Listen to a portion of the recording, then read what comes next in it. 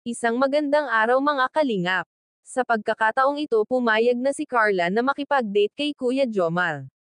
Nagmamadali si Kuya Jomar papunta sa bahay ni Carla.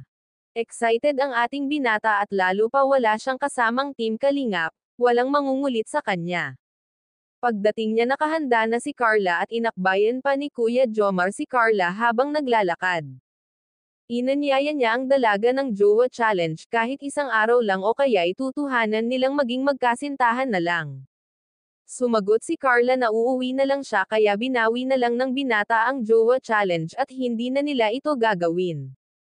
Sumakay sila sa sasakyan ng binata at parang nataranta ang binata dahil kasama niya ang ating Cinderella na sa unang pagkakataon na sila lang dalawa.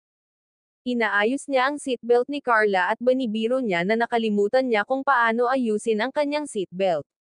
Sinabi niya ito para si Carla ang mag-aayos ng kanyang seatbelt. 5 taon na palang nag-drive ng sasakyan si Kuya Jomar. Tinanong ng binata bakit inspired ang dalaga. Sumagot naman na inspirasyon niya ang kanyang pamilya.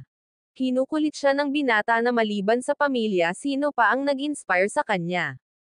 Tinanong naman niya kung inspired ba sa kanya ang dalaga. Inamin ng dalaga na kasama siya sa mga inspirasyon niya. Pagdating nila sa lugar pumasok sila at pumili ng pwesto.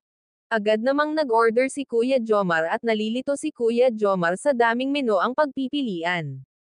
Pumili si Carla ng order at sa pagkakataong ito napansin ng binata na naiwan ang wallet niya sa bahay. Minabuti ng humiram ang binata natin ng pera kay Carla. Nahihiya ang ating binata dahil naiwan ang pita kanya. First date pa naman nila pumalpak pa siya. Ang dalang pera ni Carla ay kulang rin pambayad sa order nila.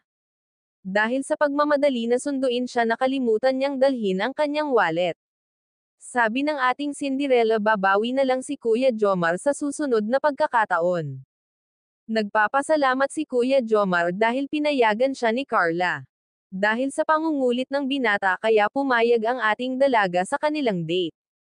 Habang naghihintay ng order inanyaya si Carla ng trending sa TikTok nang nilapitan ko. Pinapapili si Carla kung alin doon yun bang may kiss o wala. Habang ginagawa nila ang TikTok may bahagi doon na magkalapit ang mukha nilang dalawa. Nabatukan sa ulo si Kuya Jomar ni Carla dahil sa sobrang lapit na ang mukha nito sa kanya. Nabigla si Kuya Jomar at natatawa lang ang ating dalaga. Humingi ito ng paumanhin sa nagawa nito sa binata. Masaya ang dalawa habang ginagawa ang TikTok. Sinabihan ni Kuya Jomar na hindi marunong ang dalaga. Hindi naman daw kabisado ni Carla ang nasabing TikTok trending na pinauso. Dumating ang kanilang order at mas marami sana ang order nila pagdala ang kanyang wallet.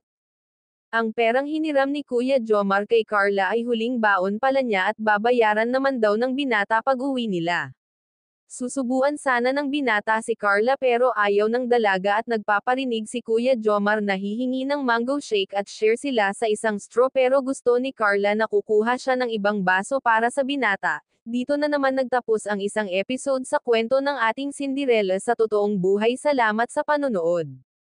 Don't forget to subscribe and God bless everyone.